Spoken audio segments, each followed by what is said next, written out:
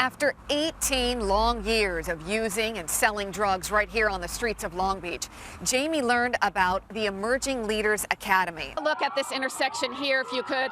The protesters are now surrounding at least one of the LAPD's vehicles. Firefighters are using Mother Nature's resources in the same battle that Mother Nature is presenting to them. Wow. Back now live, you can see the helicopter doing its best to get the resources during these windy conditions. Currently investigating what appears to be human remains that have been found here in this bike path behind me in Montebello. He's coming down and he says that's when his brakes gave out. The car jumps this curb, travels across this lawn, and lands right on top of the neighbor's house. The heartbreak here at this park today has been quite overwhelming. Police arrested the suspect, Stephen Brown, just a very short distance away from here. Tobias Summers was spotted on surveillance video using this exact turnstile as he entered into Mexico. And right here, this is how easy it was for him to do it. It is simply a short walk, and within seconds, you're in Tecate, Mexico. No ID required, no questions asked. NBC4's Tena Ezzeddine is live in Chino tonight, where she's been talking with the gas company and neighbors to get to the bottom of all this. Tina. Chuck, the moment we arrived here, we knew that something was wrong. The scent of natural gas piercing the air. And neighbors here in Chino say they have waited 4 long years to see what you are finally seeing here live behind me, repair work.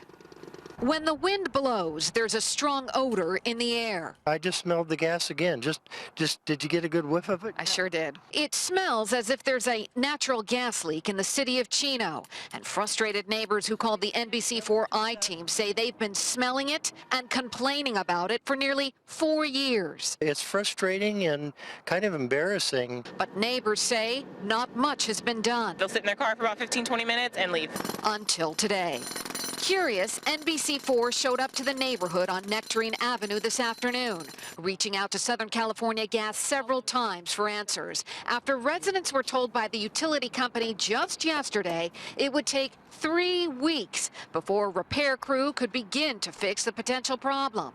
Meanwhile, they were told to stay away from the area. We have our 2-man crew working on centering the leak, which is identifying where the leak is. The gas company sealing off the leak, saying it's not hazardous, but we couldn't help but notice the large fire extinguisher crews have at the ready for a problem that's just now seeing a solution. We can tell that Channel 4 has an absolute consideration for what folks are putting up with and going through. 6 o'clock on a Friday evening, and SoCal gas companies are out here still working. What they're doing right now here behind me is sealing off the leak and repairing the pipe.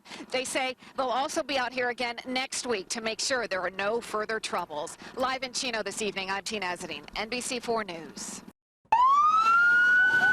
It was the moment tension started to rise. Fury unleashed as protesters and police began to battle.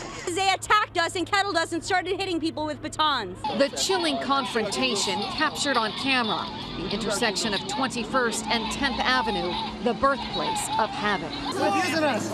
Demonstrators irate, claiming police shot them with rubber bullets and bean bags, scars that seemingly won't heal anytime soon. I'm not the only one who got shot. The LAPD confirming they shot at protesters after rocks and bottles were thrown at them. The police came around and kind of barricaded off the area, and once they started chanting, it seemed like they got into a mob mentality and they started moving forward, and that's when they let off with the shotgun. At least one person under arrest, protesters marching on the 10 freeway, creating a pedestrian gridlock. Trouble brewing, and nightfall was on the horizon. With the dark came danger. LAPD with riot gear, the masses gathering, chanting, seeking solace any way they can get it. To the map we go, if I may, to give you a broader perspective. Idlewild over here, Palm Springs over here. This black line denotes the line of containment. You may recall about this time yesterday I was showing you that this black line was right up to here, which was at 25% yesterday. Take a look now, Robert and Kathy. This black line comes all the way down and all the way across, virtually almost around this entire fire line. This is up to 49% now. Intense yet instrumental in the firefight. A sudden and steady storm moves in, a helpful hand from the heavens. It provided us much more assistance in slowing down the fire, keeping it in check. It comes as firefighters need it most. More than 27,000 acres scorched by the so-called mountain fire since first spark Monday in the area of Mountain Center near Idlewild, where more than 4,000 residents remained under evacuation orders. You're good to go home. Until today. There you go. Able to access their neighborhoods after an agonizing week's wait for the danger to diminish.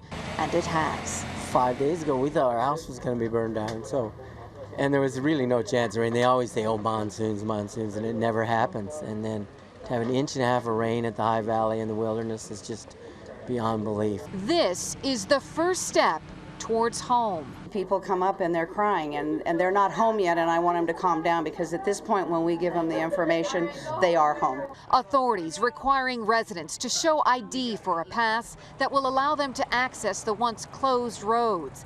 It is an emotional and exhilarating moment in time. Initially we worried about the house, but then we just worried about all the destruction to everything. And we couldn't just be more grateful. By afternoon, relief turned to worry with the threat of mudslides. Helicopters grounded because of the weather, a small price to pay to go home. So to summarize, all evacuation orders have now been lifted. Such great news out here. To date, the total is 7 homes destroyed and only 5 firefighters suffering from minor injuries through all of this. Quite amazing when you consider the depth and the magnitude of this fire. And firefighters say at this point, it does appear the worst is over. Live in Lake Hemet, Tena Ezzeddine, NBC4 News.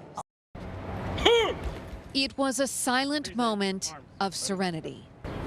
An Army sergeant returning home in a casket. It took 63 years for this day, and Clara Gant waited. 63 years, I feel fine. I wish it could have been earlier. The 94-year-old met the dapper Sergeant Joseph Gant on a chance train trip from Texas to California in 1946. She would become his wife. He would answer the call of his country, leaving for the Korean War, never to come home. His homecoming is to Inglewood, California. His homegoing is to heaven. Sergeant Gant became a prisoner of war, his widow held captive by concern. Clara Gant never remarried, never lost hope. Who long showed courage and dedication as well. In the pre-dawn darkness 1 week ago, Miss Gant gingerly approached as her husband's remains were brought to LAX. Her pain released, her eyes leaked tears. Today at the cemetery, she remembered the love of her life. I was praying to the Lord to let me live to receive the closure of my husband.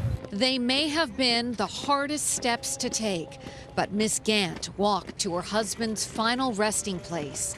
She showed her devotion. 63 years later, there is good in goodbye. It is well, it is well. In Inglewood, Tena Ezzeddine, NBC4 News.